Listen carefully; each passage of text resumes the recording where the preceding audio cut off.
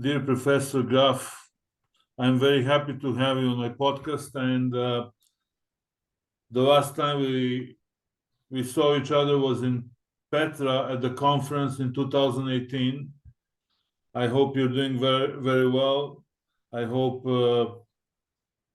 you're still producing articles. And this time we're going to talk about your research on Nabataeans. Where Nabataeans came from? What's the origin of Nabataeans? How they ended up in Petra? My assumption is that the Nabataeans came from the east, somewhere on the border.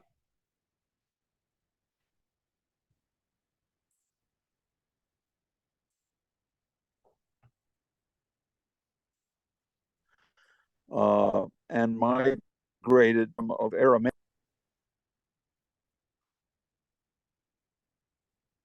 in 1990 in an article in Aram, and I've not heard any refutation of that. My assumption is that the Nabataeans were literate and very well plugged into the culture of the region. The assumption that they were nomads is prevalent and widely accepted. I don't deny that an element of the Nabataeans was nomadic, but I think the primary core of the Nabataeans was very literate, cultured, and urbanized. They began at Petra or first appear in the 4th century. So they appear in Diodorus Siculus's account from Hieronymus of Cardia.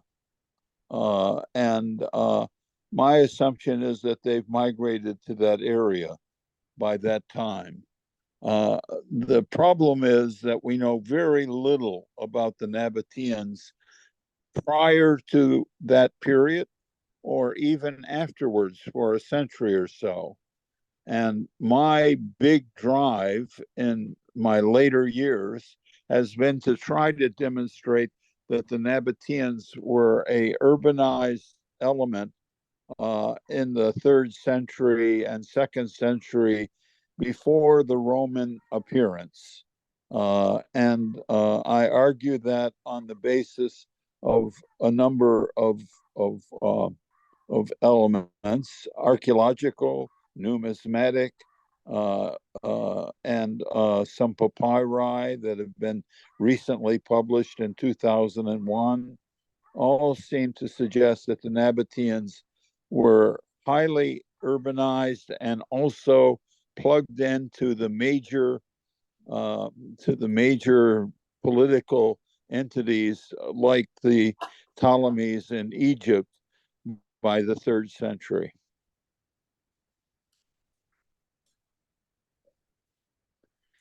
I can expand on any of those elements. Yeah, go ahead. I can expand on any of those elements if you wish. Yes, please. The primary evidence, I think, is in a papyrus that was published in Milan in 2001, the Pausanias papyrus. Pausanias was a poet from Macedonia who was living in Alexandria in the 3rd century. We know that he was operating between 272 and 252 when he was producing a number of poetic treatises. The papyrus preserves over 100 of these. We knew only a handful before, and one of them mentions the Nabataeans. Unfortunately, as luck would have it, it is the most tattered, fragmentary piece of the papyrus. Most of it is missing, but what is clear is that a reference is made to the Nabataeans having a cavalry force that we could say was powerful under a king. And the king's name is lost, but the first letter is an M, which could be Malichus, but that's all speculation. But Malichus is a well-known name of the Nabataean kings later, so that's possible. That papyrus would date to the period between 272 and 252, and the king of the Nabataeans is mentioned, the Basileus of the Nabataeans, king in Greek. This is the earliest reference to a Nabataean king that we have in documentary evidence. Diodorus Siculus does mention that the Nabataean king provided an aqueduct, maybe in the 4th century. That literary reference is difficult to date, but it probably dates to the same period. So we have a Nabataean king at least 100 years before the first reference to a Nabataean king in any inscription. That inscription was from Halutza in the Negev, and dates to about 160. So we're talking about 100 years before that. That means that there were a succession of Nabataean kings between 270 and 160 that we do not know who they were, what their names were, how long they reigned. But if we had better literary evidence, we may be able to determine that. That evidence may appear at any time. So I don't think it is now to be doubted that there was a Nabataean king in the 3rd century. The second piece of evidence is coinage. There are coins that we call the anonymous Nabataean coins. Anonymous because the Nabataean king does not appear on them, nor is there any writing.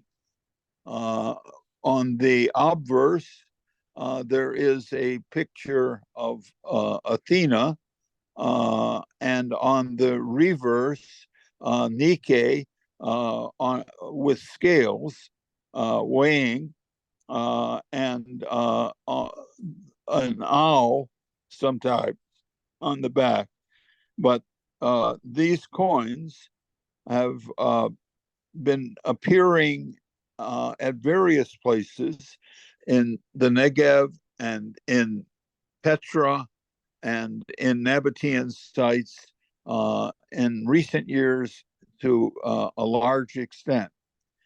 Raquel Barque, a numismatist who just published a new volume on the Nabataean coins, would date them to between the 3rd century and the 1st century.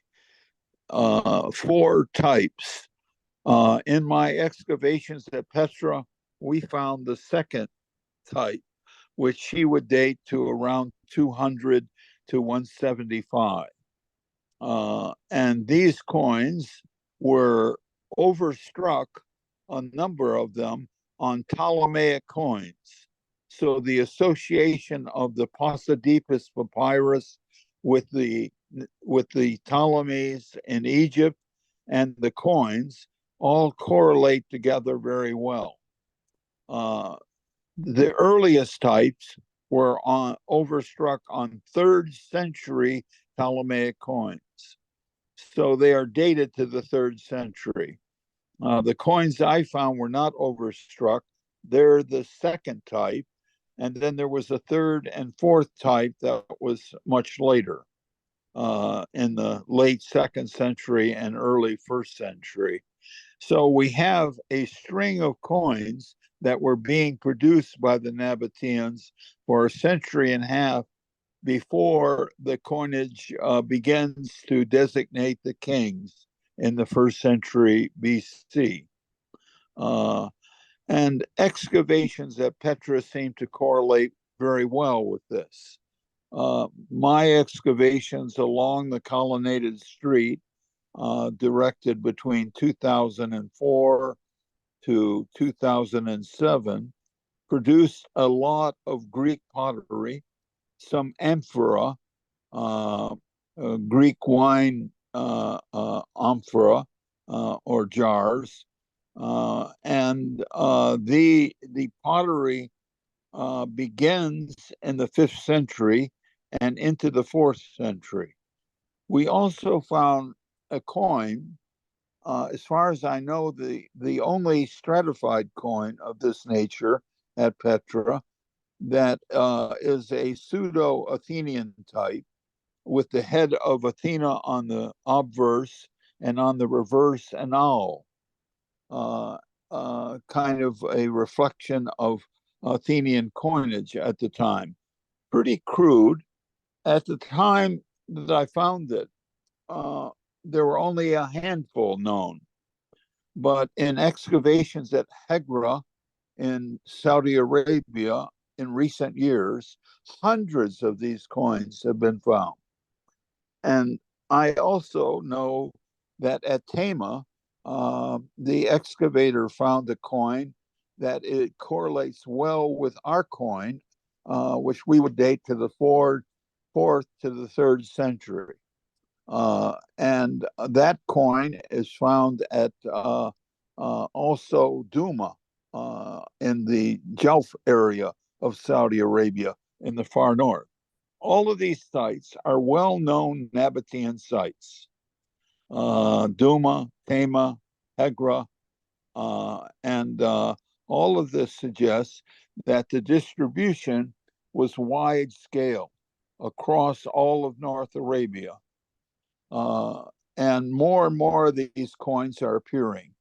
It has been proposed that they date to the 2nd century, but my argument is that there are too many types and different representations on the coins, so that I would suggest that they date in a much larger chronological fashion from the 3rd century into the 1st century.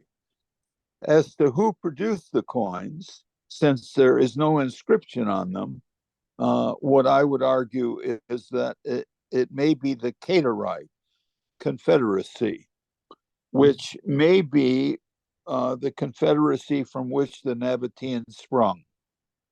The Caterites were in Central Arabia at Duma earlier, and then forced to the west.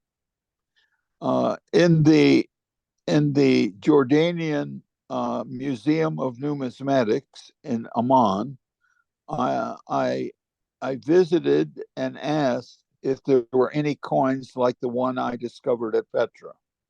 And they produced a tray of coins of similar nature that had been donated to them or given to them or acquired by them in past years.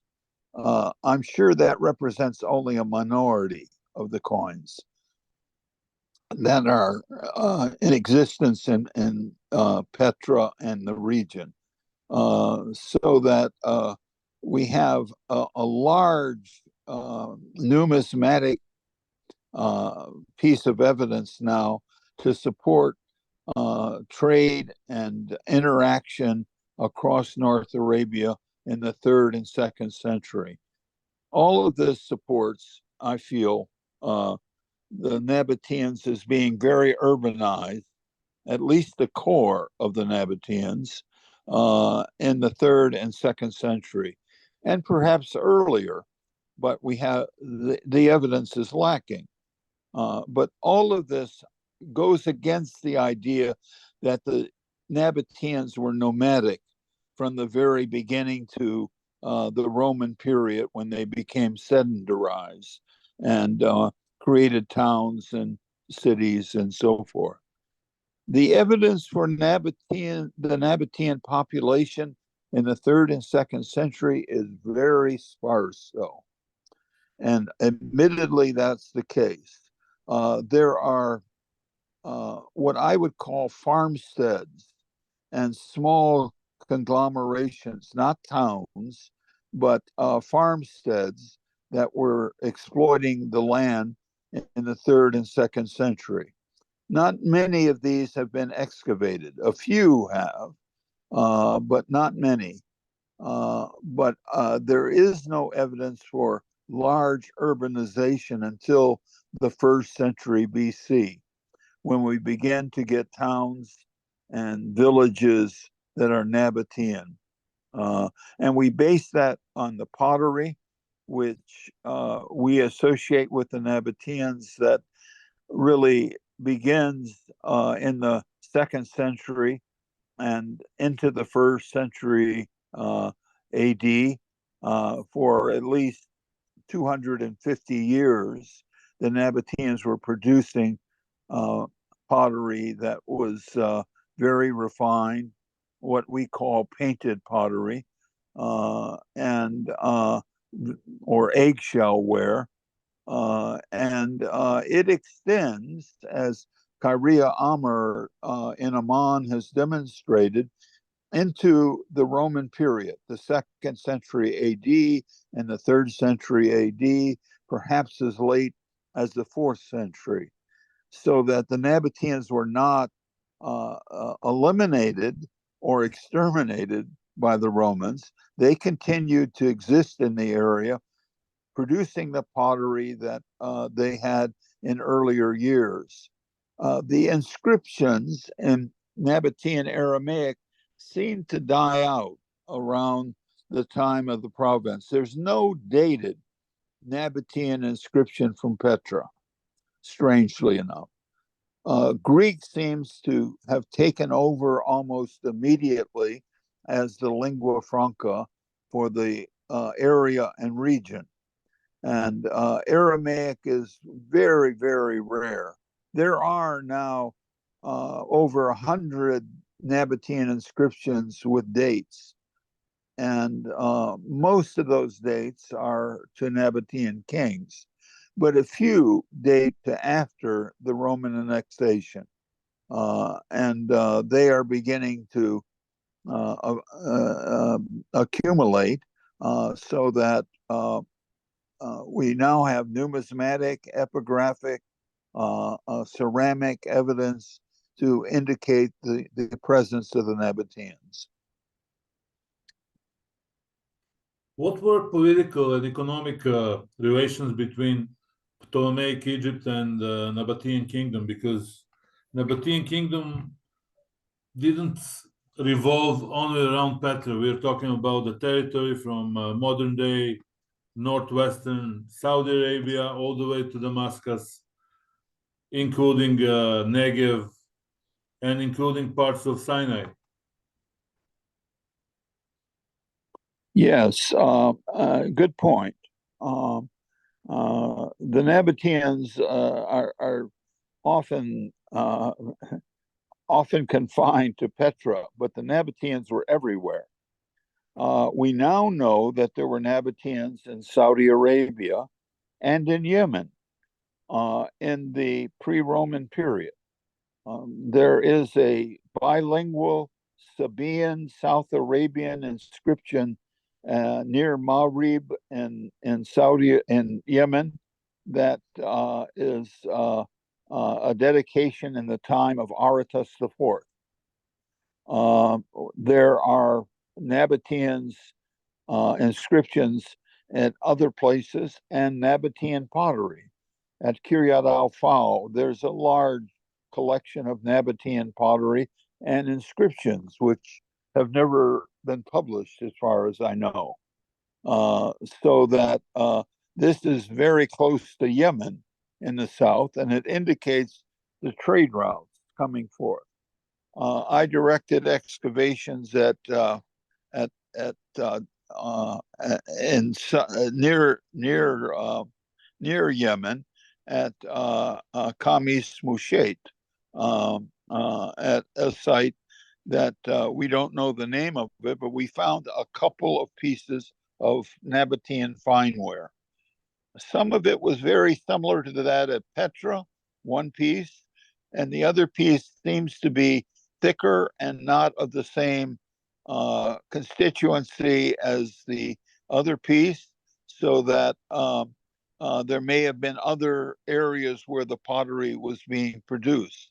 So we can track the Nabataean trade route, for instance, coming out of Egypt, coming out of Yemen, rather, all the way to Egypt. Uh, the Nabataean inscriptions in Egypt are now over 100 and some, but the problem is the few dates that we have for them are after the annexation in 106 during the Roman period. But a few from their paleography, as Leila Nami has indicated, must be prior to the Roman annexation. So there were Nabataeans in Egypt sometime in the first century BC or first century AD. The same is true of the Sinai. The Sinai has Nabataean inscriptions that are probably 2/3 of our corpus. Unfortunately, very few of them are dated. And again, the dates are to the Roman period. But Jean Starkey and other Nabataean scholars have argued that there are a few, at least, that date to the earlier period. And that means before the annexation. But the problem is, why were the Nabataeans in the Sinai, in the southern part of the Sinai? And various theories have been proposed, but trade is one of the reasons. A inscription that was found now over 100 years ago at Tinos in the Aegean mentions a Nabataean who was given proxeny or proxenos status by the village or town, which indicates that he was an individual with some status. And the argument has been made by various scholars that the reason for his presence is to facilitate trade coming across the Aegean. There are a few other Nabataean inscriptions, but they do not seem to portray the Nabataeans as traders.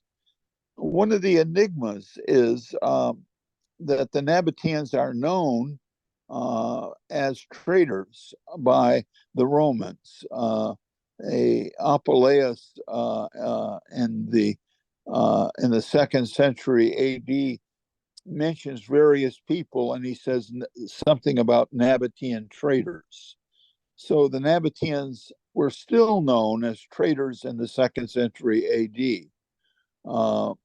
The assumption that the Romans took over that trade and that the Nabataeans then were forced to become sedentary and create villages and farms and so forth in the middle of the 1st century AD seems to me to be a hypothesis that really lacks any support now. We now know that the Nabataeans were sedentarized before. How could you conduct trade and live and exist in all of these regions if you were not producing food? The Nabataeans had to survive some way. Trade would be a way to enhance their presence in various areas. So I don't believe that the Nabataeans were necessarily nomadic until this period of time and then become sedentarized. That proposal was made now 50 years ago. And I think the evidence I mentioned earlier seems to support a Nabataean presence in Petra and other regions prior to that period. So the Nabataeans as traders are well known in Roman literature, in inscriptions from the Aegean, and we have Nabataean presence in the Bay of Naples in Italy and in Rome.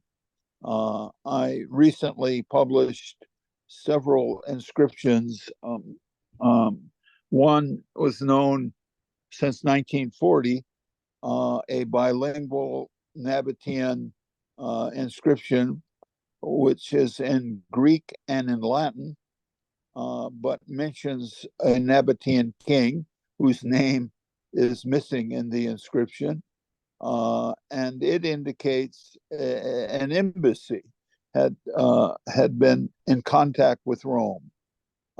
Sometime probably in the early 1st century AD, maybe in the time of Aratus IV, and perhaps associated with Sylleus and Aratus and their contesting the rule of the Nabataeans in the early 1st century AD.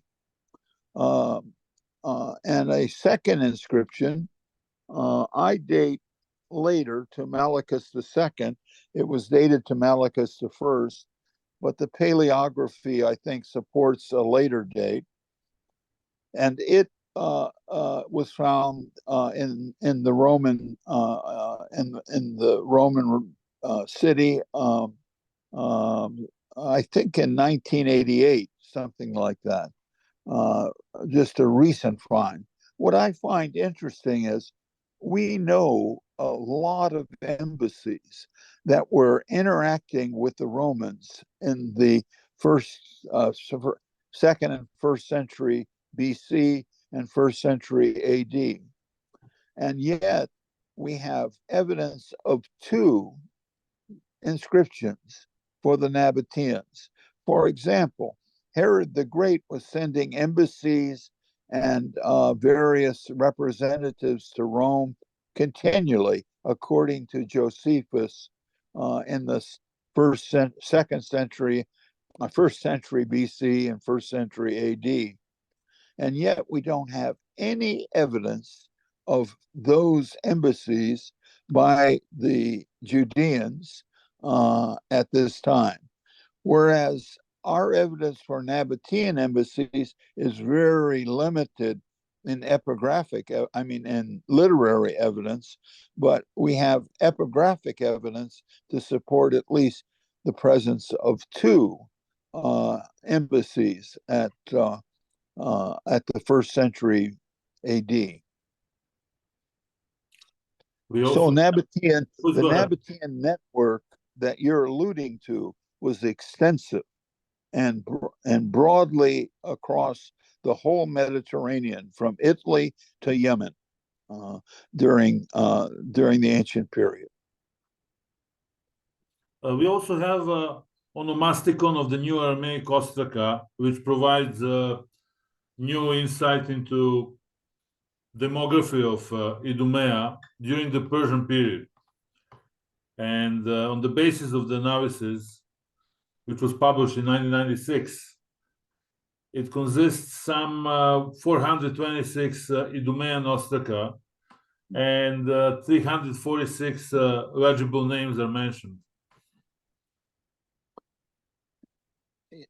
And Ada Yardini, who worked with the Idumean papyri, has published an article, and there were over 36 loan words from Arabic in the papyri in the Dead Sea area that are later. But that indicate, and most of these were legal. So it indicates that a legal framework existed much earlier. The Idumean ostraca that you mentioned now number maybe around 20,000.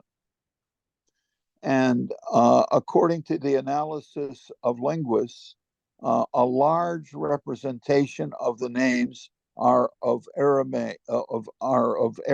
Arab uh, of I'm sorry, I'm saying Aramaic. I want to say Arabic. Yeah, 20% were Arabic names. Yeah, and that percentage has maintained itself. Yeah. New ostraca have been published, and that representation seems to be standard. So there was a large representation. Some of those names are very similar to Nabataean names.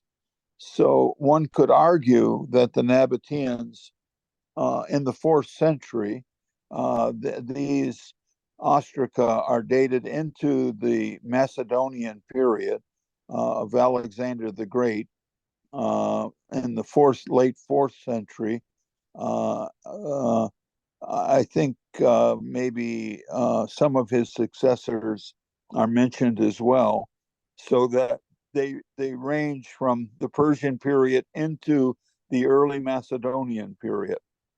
So the Nabataeans are already present in the Negev and at Marisha, where a number of these ostraca were found, so that the Nabataean presence is extensive across the region. And one must say that this is kind of an accidental find. We don't have ostraca in Jordan, for example, of this extent. We have a few ostraca here and there, but nothing like this large corpus. So how the records were kept elsewhere is really an enigma, but they must have been. So I think that your point is well taken. That the Nabataean presence is extensive, not just at Petra, but across the Jordan into Judea and the region in that area. I also would argue that the Nabataeans were present in southern Syria at a very early period. We have references in literary documents about the Nabataeans there. I published a papyrus years ago in 1990 that mentioned two people who encountered the Nabataeans as they were making their way to Syria, so that they must have been in the north. And there are references to encounters of the Nabataeans in that region at a very early stage as well. So the whole region that we connect with the Nabataeans, from Damascus to Hegra, from Egypt to the middle of the Arabian Peninsula, there are a number of contributions that have been made to indicate Nabataean presence in the earlier period. Now we're running out of time, and if you want to add something for the last minute, please go ahead. But the session is going to end up in a while. Yeah, I have the annexation of the Nabataean kingdom has been a problem. And there have been a host of articles by various scholars about it. And it continues to fascinate me because the evidence is so minimal. Why did the Romans annex the Nabataean kingdom? And the evidence seems to be that they were interested in the trade. We now have Roman presence in Saudi Arabia, in the Arabian Gulf between Egypt and Saudi Arabia at Khorasan, and then in Yemen, a Latin inscription at Marib was published years ago. So the evidence seems to be that there was a push by the Romans to